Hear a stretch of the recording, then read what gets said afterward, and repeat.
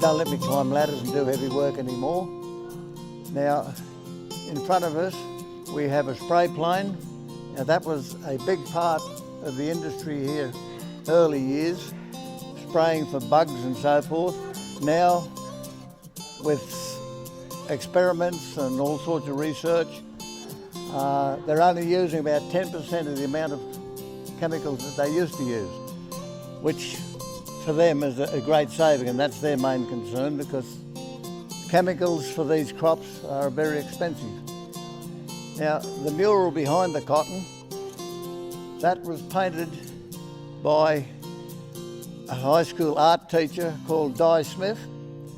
Now, the painting of the mountains was all done from actual photos of the mountains out in that direction.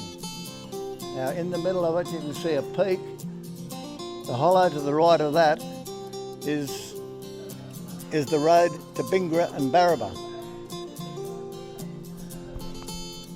Now, in amongst the cotton, you can see we have a kangaroo and an emu. Now, that was put there to depict the fact that emus and kangaroos do not in any way harm cotton crops. So they're quite acceptable in there. All they do is eat the weeds. Well, I don't know whether people know the difference. A buggy has 4 wheels and a sulky has 2 wheels. Now, this buggy has been loaned to us, and we've had it ever since we opened up because he doesn't seem to want it back. But this particular buggy is a really top quality one. Here on the side, we have a light, and that was powered by 1 candle. Has another one on the far side. Now, the reason for that light was so that the people travelling on the road at night would know you were there. The horse did not need a light to take you home, but the other people on the road needed to know that you were there. So there's a candle there, there's a white light at the front, a little red light at the back, exactly the same as your motor car. Nothing's changed, white at the front, red at the back. Now, this particular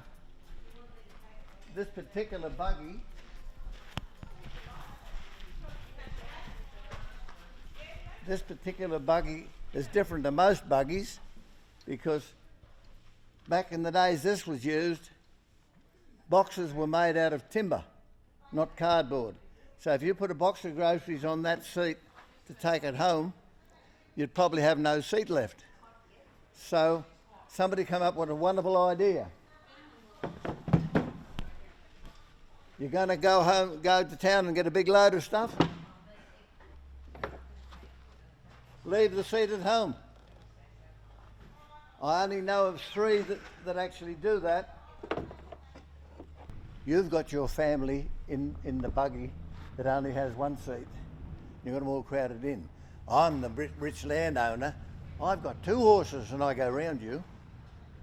Just to get a good engine. Well, this can be altered. That can be altered to have 2 horses in it, so you get to church on Sunday much quicker, and you're the rich bloke and you show yourself off to everybody else. They've only got 1 horse. So this one, you can turn it into a 2-horse buggy. This wagon, that was the last bullock wagon to work in Wee Waa, owned by the Tucky family. Now, it was built at Durai near Tamworth in 1912. It would have been used to carry bales of wool and bags of wheat. It was 2 years ago, it was being used in the paddock behind a tractor to carry the big round bales of hay. Now, that's why it has a steel tow bar, but the original wooden one, when it had 16 bullocks pulling it, is laying down the middle of the tray there. That's what it would have been when it had 16 bullocks pulling it.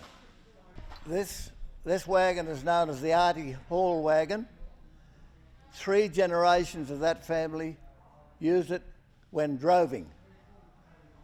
Now, Artie Hall was well known all throughout the horse world. His ability to handle horses and cattle. Every year he would go up to the Warwick Rodeo and help run it. And he was that well known and that liked that 3 years before he died, the group that run the Warwick Rodeo wrote a little book and produced it for everybody else to buy. So that's the Artie Hall wagon. Now the last job it did, about a year ago,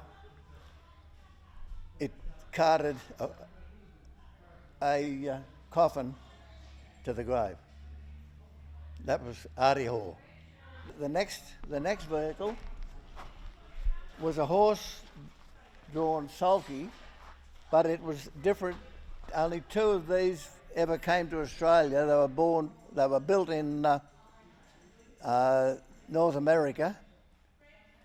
You could take the centrepiece out and have 1 horse in the shafts, or you can take the shafts off and have 2 horses. Now this was owned by a doctor in Narrabri in about 1880. Now he wanted to get to a patient in a hurry. He had 2 horses pulling his sulky, and the seat is only big enough for 1, so he wasn't carrying passengers. He wanted to get there in a hurry, 2 horses. Built chaff cutter. It would have been powered by a tractor, the drive wheel on the side of the tractor with a big long belt, and they would have used that to chaff up loosen hay or wheaten hay. And there's a big bagging machine on the back where you would have filled up your bags and then sewed it up. Now earlier we saw a buggy. It had 4 wheels. This is a sulky. It only has 2 wheels. That's just like a sports car against a heavy vehicle sort of thing. But that was the normal family vehicle when they were using horses. But while we're here, before the electric fences came in, you see them along the roadside these days, this was the fence that the drovers used to keep the sheep together at night. Now the advantage being you could slide all these pieces of wood up to one end and roll it up into a little bundle and put it in your wagon. Now of course, solar powered electric fences, you don't need these. The front wheel of a timber jinker. It was pulled by bullocks. It is the end of an ironbark log. You just cut a piece off the ironbark log, made a hole for the axle, and then put a steel band round it to stop it from breaking up. But it has a guarantee with it, no punctures.